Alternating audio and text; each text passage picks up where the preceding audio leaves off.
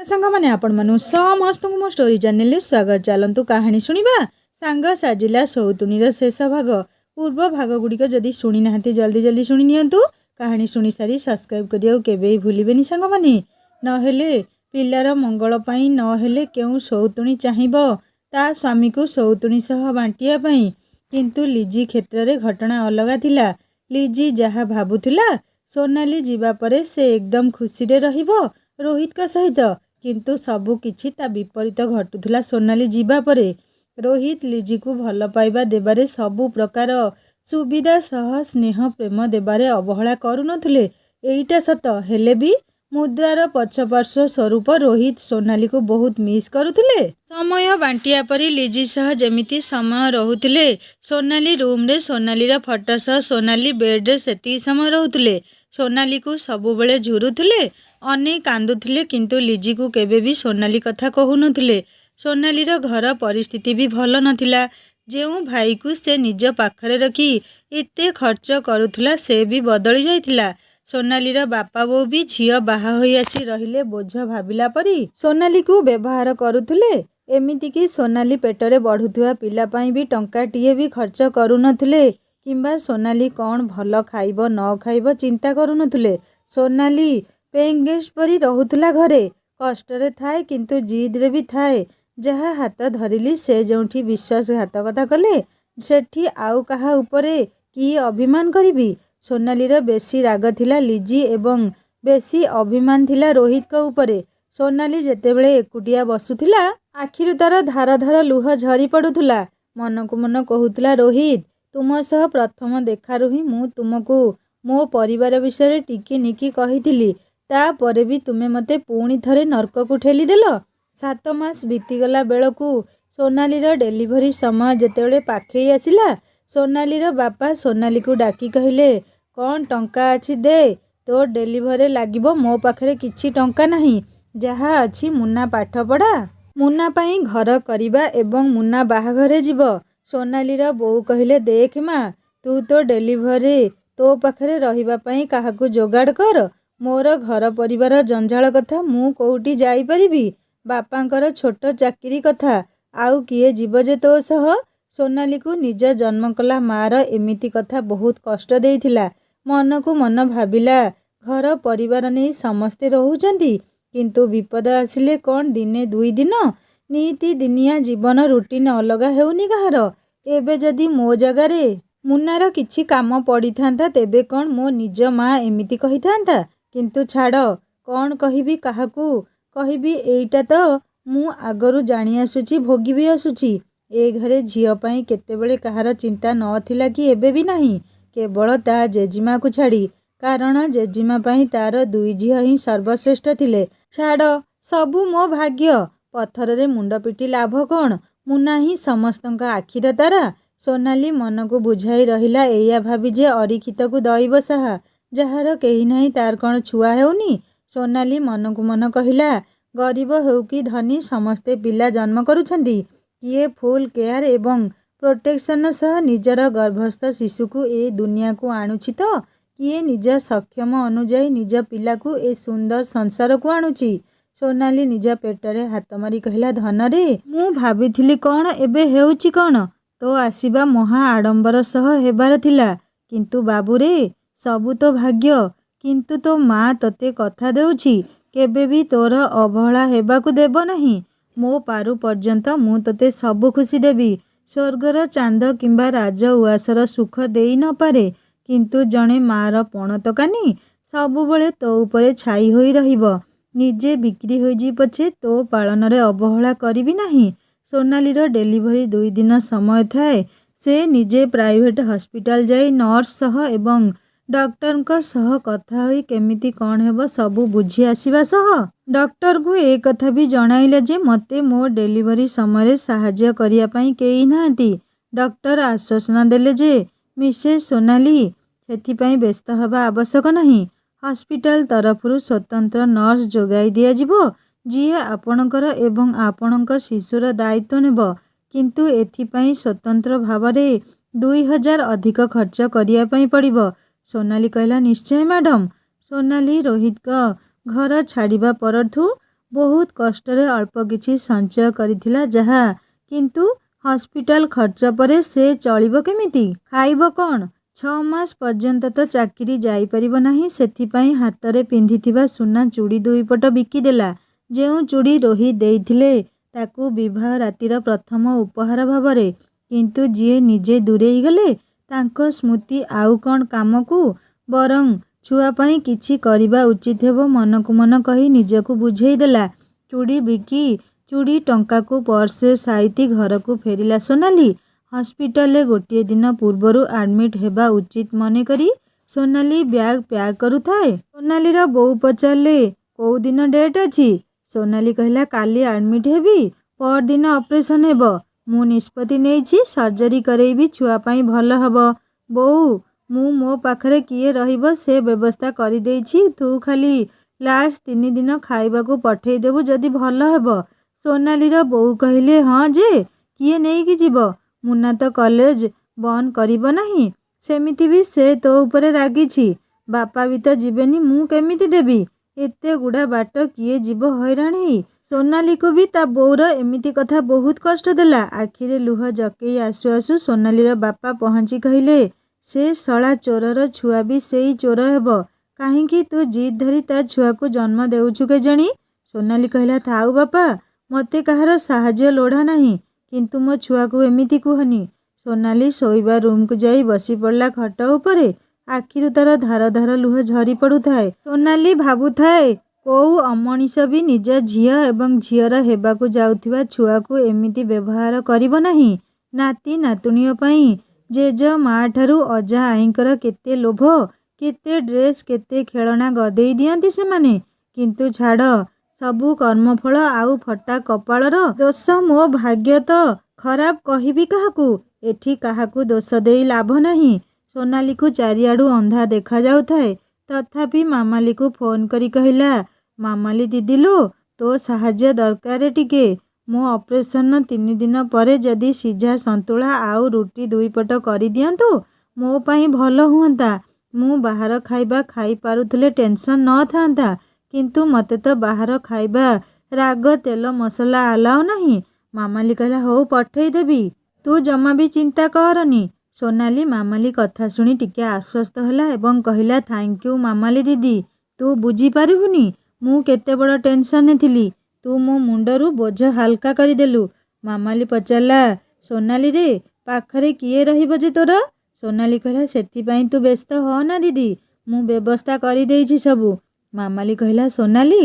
तते गोटिए कथा कहिबी सोनाली कहला हाँ कह मामाली कहला सोनाली मु भाबुछि तू घर लोकन कथारे रोहित को छाड़ी सेठी को जीवा तोर बहुत बड़ भूल होई गला रोहित द्वितीय विवाह करी बहुत बड़ धोखा देइछंती एई कथा सत तेबे आउ गोटे निराट सत एटा जे से तते आज भी सेतिकी भल पांती आगरु जेतिकी पाउथुले मामाली कहला सोनाली तू प्रथमरु जानू आम बापा माँ केमिति सबू जानिबी तू काहींकी आसिलु एई मानक सम्मान पाई तू रोहित को छाड़िलु ना किंतु एमाने कौन तते भलरे रखिछंती देख रोहित भली स्वामी मिलिबे नहीं एहा ही निराट सत आम घरु एते अपमान पाइला परे भी तते नेबा पाई केमिति पागल भली हेउछंती सोनाली मते लागुछि रोहित जीवन रे केबे भी तो प्रति अन्याय करिवे नहीं मु तो से लिजी सह मिसी नहीं किंतु मते भी लागुछि से एते खराब झियो नुहे बोधे तू निज पाई नहेले नहीं एई छुआ मुह को चाही सबू किछि भूली रोहित को पाखकू पळेई जालो प्लीज किछि नहेले तो छुआ तो आराम रे रहिबो एठी एकुटिया तू केते फाइट करि परिबु कह छुआ रोहित को पाखरे जेते सुख सुविधा पाइबो तू कोन ताकू देई परिबु मो कथा मान लो से छुआ रोहित कर भी तू पळेई जा तांको पाखकू दरकार नहीं तोर घर सह संपर्क रखिबा केबे झुरिबे नहीं तते से माने लो सोनाली कहला मामाली दीदी से विषय मु परे भाबिबी एबे मो छुआ ए दुनिया को केमिति भलरे आसीबो मोर सेई चिंता रोहित कर भी तो 6 मास हेबो देखा दर्शन नहीं मु कोन गोडेई करी जीबी तांका पाखकू तांकर जदी छुआ प्रति दायित्व थांता तेबे मते मो चूड़ी बिकिया पई पड़ी न थांदा लो तांका द्वितीय स्त्री प्रेम सरू तापरे मु जहा भाबिबी दीदी मोर सक्षम अछि मु मो छुआ को पाली परिबी मामाली कहला हौ तो इच्छा जहाँ प्रथमे छुआटा भलरे भलरे हो जाऊ तू सबकिछि ठीक ठीक सजाड़ी रख मु जीवी हॉस्पिटल। सोनाली कहला हौ रहुची। सोनाली परदिन हॉस्पिटल एडमिट होईगला एवं द्वितीय दिन ठीक सकाळ 7 रे सी सेंस सर्जरी होई सोनालीर खूब सुंदर गुदुल गादुल गुलुगुलिया पुअटीए हेला। सोनाली ओटी भितरे थाए अर्धचेतन अवस्थारे। नर्स छुआर नाही काटी छुआकू भल भाବରେ धुआधुई करी पोछि पाछि सोनाली को टेकी देखैले पुअकू। सोनाली जेतेबेले पुअकू देखिदेला आखिरु तार खुशीर लुह झरी आसिला। माँ हृदय व्याकुल हेउथुला छुआकू टिके कोଳରେ धरिया पई। डॉक्टर कहले हाँ हाँ सोनाली पुओ तुम कोଳରେ ही रहिब। तुमे रूम को शिफ्ट हो। किंतु छुआर बापा कुआडे गले? तुम घरु केही आसीछंती बोधे नर्स कहूतुले। सोनाली किछि उत्तर न देई पचारला मैडम छुआ केमिति अछि? डॉक्टर कहले छुआ एकदम फिट एंड फाइन अछि। तुमे भी ओके अछ। एहा परे डॉक्टर स्टाफ को कहले स्ट्रेचर आनी रूम को शिफ्ट करई देबाकू एवं से आफुन ग्लोव्स आदि काढ़ी बाहर को पळाइले नर्स को ठीक समय एंटीबायोटिक एवं सालाइन देबा पई कही। सोनाली को भी कहीगले बिंधा बिंधी हेले तुरंत कहब एबे 24 घंटा तो आनासेतिया पावर रहिबो। सोनाली को स्ट्रेचर आनी जेतेबेले रूम को शिफ्ट कले नर्स पुओ को धरी आसुथाए सोनालीर नजर पड़िला मामाली एवं ता बोऊ परे। सोनाली मन टिके खुशी हेला जाहा हो बोऊ आसीछि तो टिके। मामाली एवं सोनालीर बोऊ पुओ को टिके देखी सोनाली देह खबर बुझी फेरी जिया परे नर्स पुओ को आनी सोनाली छाती रे आउजई देई कहले पुओ को कोଳରେ रख सोनाली। सोनाली मातृत्वर प्रथम सुख अनुभव करुथुला छुआटी को कोଳରେ धरी। मार प्रथम कस क्षीर जेतेबेले पुओ को पियाई देउथुला अतुलनीय तृप्ति अनुभव करुथिला से। सोनाली आखि भिजी जाउथुला लुहरे किछि खुशीर लुह आउ किछि दुखर लुह। पुओटी को देखिले पेट पूरी उठुथुला। पूरा सोनालीर कार्बन कॉपी थिला। गोरा तक सांगकू 3 किलो ओजनर छुआ गोल मुह सांगकू गोलापी गुलुगुलिया ओठ। सोनाली निजकू निजे गाली देई कहला छी समस्ते जहा कुहंती ठीक कुहंती माँ डाहाणी मु केमिति मो छुआ को खुणी देउछि मो धन लो मो गेलु लो कही सोनाली पुओ को कोड़े नहीं शोई थाए। गोटे हाथरे सालाइन दिया होई थाए। नर्स बसी थांती साइड बेड उपरे। सोनाली को मझिरे मझिरे पुओ को धरिबारे साहाय्य करुथांती। सोनाली आखिरु तार अनिच्छा सत्वे भी धार धार लुह झरी पड़ुथाए। भाबुथाए मो पुओ जन्म हेबा परे केते कौन करी बोली भाबिथिली किंतु बेले बेले मनीष जहा भावे ताहा हुएनी कारण सबु किछि मनीष हातरे न थाए। सोनालीर मन भितरे रोहित प्रति प्रबल राग आसुथाए। मन को मन कहिला सतरे रोहित तुमे एते स्वार्थपर होई जिवो मु केबे भाबी नथिली। मो पाई नहेले नाही निज छुआ को देखिया पाई भी खोज खबर रखिल नाही मोर। आम दुहिंकर गोटे छुआ पाई केते आशा केते स्वप्न थिला सबु किछि धूलिसात होईगला। सबु सेई लिजी पाई ना जी तो पाई मो घर भांगिला तो पाई मो सुना संसार भांगी रुजी चुरमार होईगला। तो पाई मो रोहित मो ठारू दूरेई गले आउ केवल तोरी पाई मो छुआ अनाथ होईगला ता बापा थाउ थाउ तू केबे भी खुशी रे रही पारिबुनी। मो आखिर लुह रक्त होई तो आखिरु झरिबो। तू जेमिति मते कंदेई मो सुना संसार को चुना कलु तू भी दिने एमिति कांदिबुलो। सोनाली लिजी को मन भरी गाली देउथिबा बेले हठात जेतेबेले नर्स कहले मैडम किए आसिलेनी गेस्ट जणे। सोनाली दुआर आड़कू नजर पकई देखिला। सोनालीर दुआर बंध आड़कू जेतेबेले नजर पड़िला सोनाली मुह बुलेई देई कहला कौन पाई आसीछ दुहे कौन माँ छुआ मरीछु कि बंचीछु देखिबा पाई। रोहित एवं लिजी भीतर को पशि आसिले। लिजी पुअर दोली पाखरे जाई दोली हलाई पुअ सह गपिला। रोहित सोनाली मुंड पाखरे बसी कहले प्लीज सोना एमिति कुहनी बुझी पारिब नाही तुमे तुम बिना प्रतिदिन प्रति मुहूर्त केमिति मरी मरी बंचुछि मु प्लीज फेरी चल मो सह तुम घर को। सोनाली बेसी कथा हेबा अवस्था नथिला तेणु नीरव रहिला। रोहित सोनाली मुंड आउसी देई पुओ को कोल कणी कहले प्लीज सोना सबु रागरुषा भूली जाओ काहा पाई नुहे केवल आम धन मुह को चाही ता कथा भाब सोना से आम घरर राजा ତାକୁ ଏମିତି ହୀନସ୍ତା କର ନାହିଁ ପ୍ଲିଜ୍ ସୋନା, ହାତ ଯୋଡ଼ୁଛି ଘରକୁ ଫେରି ଚାଲ। ସୋନାଲି କହିଲା ଆଜି ମନେ ପଡ଼ିଲା ମୋ କଥା ତୁମର। ରୋହିତ କହିଲେ ସୋନା, ପାଗଳଙ୍କ ପରି ହେଉଛି ତୁମ ପାଇଁ ମୁଁ। ତୁମେ ରାଗିଲ ବୋଲି ତୁମଠାରୁ ଦୂରରେ ରହିବି ଟିକିନିଖି ଖବର ନେଉଛି ତୁମର।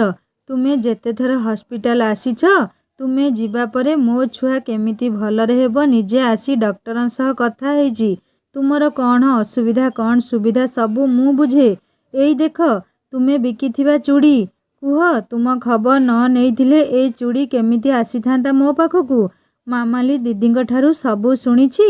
ଘର ଲୋକ ତୁମ ପ୍ରତି କ'ଣ ଅନ୍ୟାୟ କରିଛନ୍ତି। ପ୍ଲିଜ୍ ସୋନା, ଫେରି ଚାଲ ଘରକୁ। ସୋନାଲି କହିଲା ଘର ଲୋକଙ୍କ କଥା ତ ତୁମେ ଜାଣିଥିଲ, କିନ୍ତୁ ସବୁ ଜାଣିବି ତୁମେ ବି କ'ଣ କମ୍ ଅନ୍ୟାୟ କରିଛ ମୋ ପ୍ରତି। ରୋହିତ କହିଲେ ସୋନା, ଚାହିଁଲ ଥରେ ଆମ ଛୁଆ ମୁହଁକୁ, କେତେ ନିରୀହ ଧନ ମୋର, କାହିଁକି ତାକୁ ହୀନସ୍ତା କରୁଛ ଏତେ। ତାକୁ ତା ଘରକୁ ନେଇ ଚାଲ। ମୋ ପୁଅ ମୋ ଘରର ରଜା। ରୋହିତ ପୁଅକୁ ଗେଲ କରି କହିଲେ ମୋ ଧନ ମୋ ଘରକୁ ଯିବ। ମୋ ଧନର ସ୍ୱାଗତ ଖୁବ୍ ଧୁମ୍ଧାମ୍ରେ ହେବ।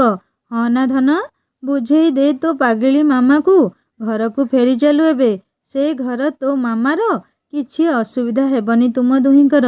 ସୋନାଲି ସବୁ ଶୁଣି ଯେତେବେଳେ ନିରୁତ୍ତର ରହିଲା, ଲିଜି ସୋନାଲି ଗୋଡ଼ ପାଖରେ ବସିଯାଇ କହିଲା ପ୍ଲିଜ୍ ସୋନା, ଫେରି ଚାଲ ଘରକୁ। ଯଦି ମୋ ଉପରେ ତୁ ଅଶାନ୍ତି ହେଉଛୁ, ତେବେ ମୁଁ କଥା ଦେଉଛି ଲୋ, ତୁ ଯେଉଁଦିନ ପାଦ ଦେବୁ ସେ ଘରେ, ସେଇଦିନ ହିଁ ମୁଁ ସେ ଘରୁ ବାହାରି ଯାଇ ବାହାରେ ରହିବି। ତୁ ରୋହିତଙ୍କ ସହ ପୁଅକୁ ନେଇ ରହିବୁ, ଆଉ ମୁଁ ବାହାରେ ରହିବି। ରୋହିତଙ୍କର ଯେବେ ମନ ହେବ ମୋ ପାଖକୁ ଯିବେ, ନ ଯିବେ ଯଦି ନାହିଁ। କିନ୍ତୁ ସୋନା, ଛୋଟ ଅନୁରୋଧ, ରୋହିତଙ୍କ ନାମର ଶଙ୍ଖା ସିନ୍ଦୁର ମୋଠାରୁ ଛଡ଼ାଇ ନେବୁ ନାହିଁ। ସୋନାଲି ସବୁ ଶୁଣିବି ଏକଦମ ଚୁପ୍ ରହିଲା। ରୋହିତ କହିଲେ ସୋନା, ମୁଁ ତୁମକୁ ଏତେ ଭଲ ପାଉଛି, କିନ୍ତୁ ତୁମେ ନୀରବ ରହୁଛ, ମୋତେ ବହୁତ କଷ୍ଟ ହେଉଛି। କିନ୍ତୁ ସୋନା, ମୋ ଧୈର୍ଯ୍ୟର ବନ୍ଧ ଭାଙ୍ଗି ଯାଉଛି। ସତ କହୁଛି ସୋନା, ଯଦି ତୁମେ ପୁଅକୁ ନେଇ ମୋ ସହ ନ ଯିବ, ତେବେ ଶପଥ କରି କହୁଛି ମୋ ମଲା ମୁହଁ ଦେଖିବ। ଆସୁଛି ଏଥର, ସେଇଦିନ ଆସିବି ଯେଉଁଦିନ ତୁମେ ମୋ ସହ ତୁମ ଘରକୁ ଫେରିଯିବା ପାଇଁ ରାଜି ହେବ। ମୁଁ ଏବେ ଆସୁଛି। ଲିଜି ରହିଲା ତୁମ ପାଖରେ ତୁମ କେୟାର ନେବା ପାଇଁ। ତୁମେ ଯେଉଁଦିନ ଡିସଚାର୍ଜ ହେବ, ମୋ ଗାଡ଼ି ଛିଡ଼ା ହେଇଥିବ ହସ୍ପିଟାଲ ଆଗରେ। ଯଦି ପୁଅକୁ ନେଇ ଏଇଠୁ ଏମିତି ଯିବ, ତେବେ ଭଲ କଥା।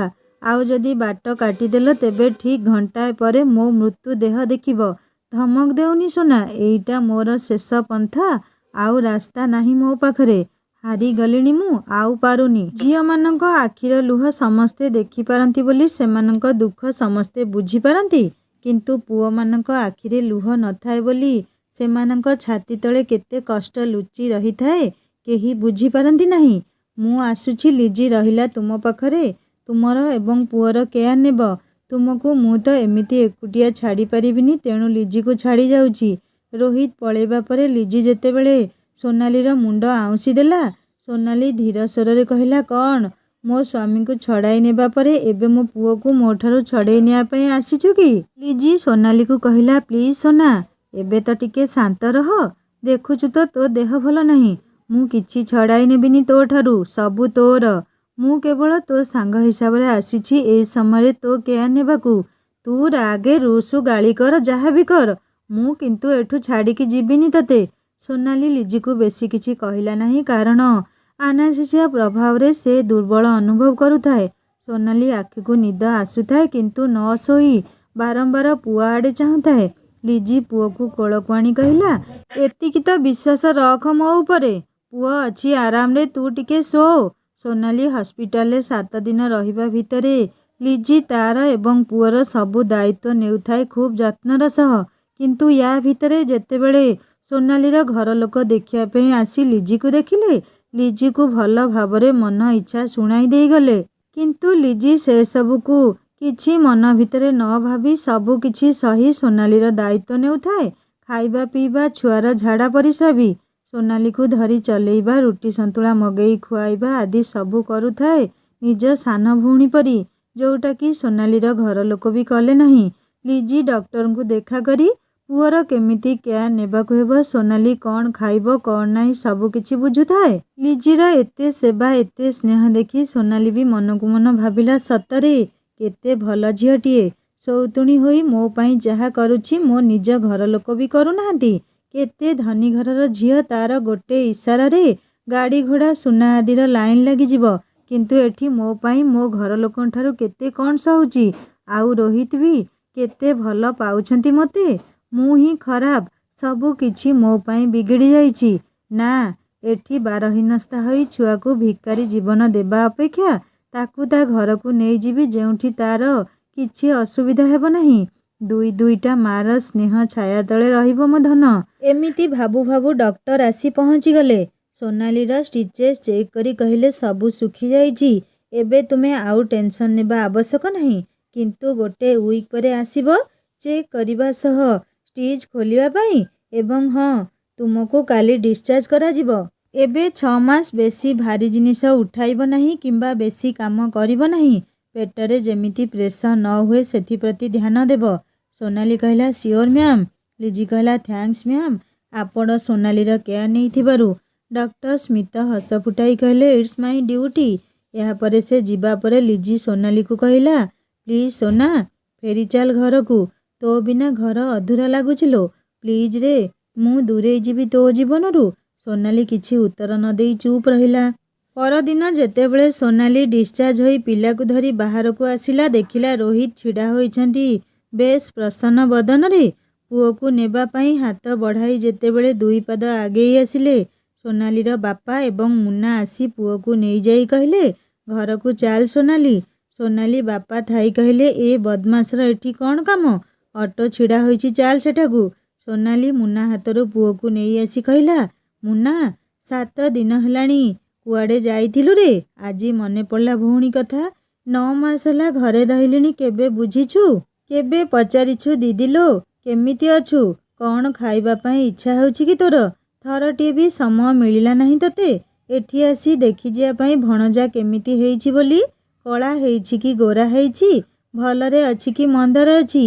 अरे भौणीर छुआ हेले परा मामू मानकर खुशी रे गोड़ तळे लागे नहीं तू की भलिया मामू कि रे आउ बापा तुमे तुम पाई तो आमे दुई भौणी जन्म हेबा दिनरु ही बोझ पालटी जाइछु नाती नातुणी जन्म हेबार खुशी अजा आई को बेसी थाए किंतु तुमे मोर एमिति बापा जे प्रति मुहूर्त मो छुआर मृत्यु चाहिछ केबे भाबिछ मते केते कष्ट लागिथिबो। धन्य तुमे बाप माँ धन्य मोर बाप घर कौनसी झियो को एई भली बाप घर केबे न मिलू गोटे छुआ पाई मु केते डहळ बिकळ हेउथुली जानिबी तुमे मो छुआ मरिजिया कथा चिंता करिछ केबे भी तो कहिन माँ तोर कौन खाइबा पाई इच्छा होछि कि केबे भी तो साहस देइन माँ रे तू चिंता कर ना जेते दिन जाए मु अछि तू खुशी रे रह दरकार नहीं बापा मोर तुम सह जिबा मु रोहित का सह फेरी जीवी मो घर को। सोनाली बापा कहले जदी जीबू तेबे आजी ठारू तुमे माँ छुआ आम पाई मरीगल बोली जानिबी। सोनाली चिंकी उठी कहला हाँ बापा मरीगली आजी ठारू मु तुम पाई धन्य तुमे बापा धन्य तुमर बापा पणिया जाओ जाई मुंड धोई गाधेई आईश पाली देव जाओ। एहा परे सोनाली रोहित को पुओ को धराई गाड़ी रे बसीगला। लिजी सोनालीर ब्याग पत्र धरी बसिला ड्राइवर गाड़ी चलेइला आगकू। रोहित खुशी होई सोनाली को गाड़ी भितरे कुंडई पकई कहले थैंक यू सोना तुमे आजी सतरे बहुत बड़ खुशी देदेल मते। एहा परे पुओ को गेल करी कहले बाबा रे आजी आमे आम घर को जाउछे तुम पाई मु टिकी दोली मगेइछि टिकी टिकी गदी खेलना सबू मगेइछि आमे दुही खूब खेलिबा बहुत मजा करिबा धन। रोहित बाट सारा गपी गपी जाउथांती सोनाली एवं लिजी भी रोहित को खुशी देखी खुशी हेउथांती। गाड़ी जेतेबेले घर सामने अटकी गला रोहित निजे गाड़ी रू ओह्लाई जाई कविता हाथरू थाली आनी पुओ को स्वागत करी पाछोटी नेले घर को। सोनाली एवं लिजी जाऊ जाऊ लिजी पछेई रही जाई कहला मु एबे आसुची सोना मो साथ तो सह एतिकी जायथिला पुओर दायित्व तू नेबू रोहित को संभाळिबू बहुत भल पांती से तोते रे राती राती तते झुरी तो बेड रे पड़ी रुहंती एथर तो स्वामी तो परिवार तोर मो रोल सरीगला एठू। लिजी फेरी जाऊ जाऊ सोनाली लिजी हाथ धरी अटकई देई कहला ए लिजी कुआडे जीवू कह तू कौन भाबुचु रोहित तो बिना बंची जीवे लिजी आमे कौन एई गोटे घरे गोटे छात तले दुई सांग होई एकाठी रही परिबा नहीं। ରୋହିତ ଆସି କହିଲେ ଲିଜି ପ୍ଲିଜ୍ ରହିଯାଅ ନା। ସୋନାଲି କହିଲା ଆସ ଲିଜି, ଏତେ କ'ଣ ଭାବୁଛୁ ଯେ? ଆମେ ଦୁହେଁ ଦୁଇ ସଉତୁଣୀ ନୁହେଁ, ଦୁଇ ସାଙ୍ଗ ହୋଇ ଚଳିବା। ଲିଜି ଖୁସି ହୋଇ ସୋନାଲିକୁ କୁଣ୍ଢେଇ ପକେଇଲା। ଦୁହେଁ ପୁଅକୁ ନେଇ ଘର ଭିତରକୁ ଗଲେ ରୋହିତଙ୍କ ସହ। ପୁଅର 21 ଦିନ ପୂଜାରେ ରୋହିତ ବଡ଼ ଧୁମଧାମରେ ସାରା ସହରକୁ ନିମନ୍ତ୍ରଣ କରିବା ପରି ଯୋଗୀ ଭିକାରୀ ଅନାଥ ଶିଶୁଙ୍କୁ ଖାଇବା ପାଇଁ ନିମନ୍ତ୍ରଣ କରିଥାନ୍ତି। ସୋନାଲି ଏବଂ ଲିଜି ଏକାପରି ଡ୍ରେସ୍ ପିନ୍ଧିଥାନ୍ତି। ସୋନାଲି ଆଖିରେ ଟିକେ ଲୁହ ଥାଏ। ଏତେ ବଡ଼ ପୂଜା, ତା ବାପଘର ତାକୁ କାଟିଦେଲେ ମରିଗଲା ପରି। ନାତି ପ୍ରତି ବି ଟିକେ ଲୋଭ ନାହିଁ ତାଙ୍କର। ମାମୁଁ ଘରର କେତେ କାମ କରିବାର ଥିଲା। ଜନ୍ମ ହେଉ ହେଉ ଛୁଆଟା ମାମୁଁ ଘର ସୁଖ ସ୍ନେହ ହରାଇଲା। ଏତିକି ବେଳେ ଲିଜି ଡାକିଲା, ଏ ସୋନା ଦେଖ କିଏ ଆସିଛନ୍ତି। ସୋନାଲି ଦେଖିଲା ଲିଜି ବାବା ମାମା ଆସିଛନ୍ତି। ମିଠା ଡ୍ରେସ୍ କଦଳୀ କାନ୍ଦି ଭୋଗରାଗ ସହ ପୁଅ ପାଇଁ ଏକ ମୋଟା ସୁନାର ଚେନ୍ ନେଇ ସୋନାଲି ଦୁହିଁଙ୍କୁ ମୁଣ୍ଡିଆ ମାରିବା ବେଳେ ଲିଜିର ମାମା କହିଲେ, ମା ରେ ତୁ ଆମ ବଡ଼ ଝିଅ ଆଉ ଇଏ ଆମ ବଡ଼ ନାତି। ଆଜିଠାରୁ ଆମେ ତୋ ବାବା ମାମା। ତୋର କେବେ କିଛି ଅସୁବିଧା ହେବ ନାହିଁ। ମାମୁଁ ଘର ଯାହା ଦାୟିତ୍ୱ ଯାହା କର୍ତ୍ତବ୍ୟ ସବୁ ଆମେ କରିବୁ। ସୋନାଲି ଖୁସି ହୋଇ କୁଣ୍ଢେଇ ପକେଇଲା ଲିଜିର ମାମାକୁ। ବଡ଼ ଧୁମଧାମରେ ପୁଅ ଜନ୍ମଦିନ ଏବଂ ନାମକରଣ ହେଇଗଲା। ଗେଷ୍ଟମାନେ ସବୁ ପଳେଇଲେ। କେବଳ ଲିଜିର ମାମା ବାବା ଥାଆନ୍ତି। ସୋନାଲିର ଅନୁରୋଧରେ ପରଦିନ ସକାଳୁ ସୋନାଲି ଉଠୁ ଉଠୁ ଲିଜି ଉପରେ ଚିଲେଇଲା, ଲିଜି ଏ ଲିଜି କ'ଣ କରୁଛୁ? ସବୁବେଳେ ସୁସ୍ଥିଆ ଜୀବନ ଜିଉଁଛି। ଲିଜି ଆସି ପଚାରିଲା, କ'ଣ ହେଲା? କାହିଁକି ଏମିତି ପାଟି କରୁଛୁ ଯେ? ମଣିଷକୁ ଶୁଆଇ ଦେବନି। ସୋନାଲି କହିଲେ, ଏ ଗଧ କେତେ ଶୋଇବୁ ଆଉ? ଆଜିଠାରୁ ସକାଳୁ ଉଠିବୁ ଅଟା ଚକଟିବୁ। କାମ ଦାମ କିଛି ଶିଖୁନି। ଆଚ୍ଛା ପୁଅର ଡ୍ରେସ୍ ସବୁ ଯାହା ଗିଫ୍ଟ ମିଳିଛି କିଏ ସଜାଡ଼ିବ? ମୁଁ ତ ଯୋଉ କାମରେ ହାତ ନ ଦେଉଛି ସେଇଟା ହେବନି ଆଉ। ଲିଜି କହିଲା, ଓ ମ୍ୟାଡ଼ମ୍ ମୁଁ ସବୁ କରୁଛି। ତୁ ଖାଲି ଡ୍ରେସ୍ ସଜାଡ଼ି କେତେ ଚିଲ୍ଲାଉଛୁ ଯେ? ପାଟି ବନ୍ଦ କର, ମୁଁ ଭାଙ୍ଗି ଥୋଇ ଦେଉଛି ସବୁ। ସୋନାଲି କହିଲା, ହଁ ଭାଙ୍ଗ, କାମ କର ହେଲା। ଦୁହିଁଙ୍କ ତୁ ତୁ ମେ ମେ ହେବାର କିଛି ସମୟ ହେଇନି। ଦୁହେଁ ଏମିତି ଯୋଡ଼ି ହେଇ ପୁଅ ସହ ଖେଳିଲେ ଯେମିତି କିଛି ହେଇନି। ରୋହିତ ଏମାନଙ୍କୁ ଦେଖି ମୁଣ୍ଡରେ ହାତ ଦେଇ କହିଲେ, ହେ ଭଗବାନ, ଏ ଦୁହେଁ ଏମିତି ସବୁବେଳେ ହେବେ ନା ପୁରା ସାଙ୍ଗ ହେଇ ଚଳିବେ ନା ପୁରା ସଉତୁଣୀ ହୋଇ। ବିଚରା ମୁଁ ଯାହା ଛଟପଟ ହେବି ଖାଲି ଆଉ। ଲିଜି ଏବଂ ସୋନାଲିଙ୍କ ଝଗଡ଼ା ଏବଂ ଝଗଡ଼ାର ସମାଧାନ ଦେଖି ଲିଜିର ମାମା ବାବା ବି ଆଶ୍ଚର୍ଯ୍ୟ ହୋଇଗଲେ। ସାଙ୍ଗମାନେ କାହାଣୀଟିକୁ ଏଇଠି ସମାପ୍ତ କଲି। କାହାଣୀ କେମିତି ଲାଗିଲା ମୋତେ କମେଣ୍ଟ କରି ଜଣାଇବେ। ଆଗକୁ ଆପଣମାନେ କେମିତିକା କାହାଣୀ ଶୁଣିବା ପାଇଁ ଚାହୁଁଛନ୍ତି ନିଶ୍ଚୟ କମେଣ୍ଟ କରି କହିବେ। କାହାଣୀ ଯଦି ଆପଣମାନଙ୍କ ହୃଦୟକୁ ଛୁଇଁ ପାରିଥାଏ ସବସ୍କ୍ରାଇବ୍ କରି ବେଲ୍ ଆଇକନ୍ ନିଶ୍ଚୟ ଦବାଇ ଦିଅନ୍ତୁ। ଆଉ ପୂର୍ବ ଭାଗ ଗୁଡ଼ିକ ନିଶ୍ଚୟ ଶୁଣନ୍ତୁ। ପୁଣି ଦେଖାହେବ ଆପଣମାନଙ୍କ ସହିତ ଗୋଟିଏ ନୂଆ କାହାଣୀ ସହିତ। ରହୁଛି ନମସ୍କାର, ଜୟ ଜଗନ୍ନାଥ।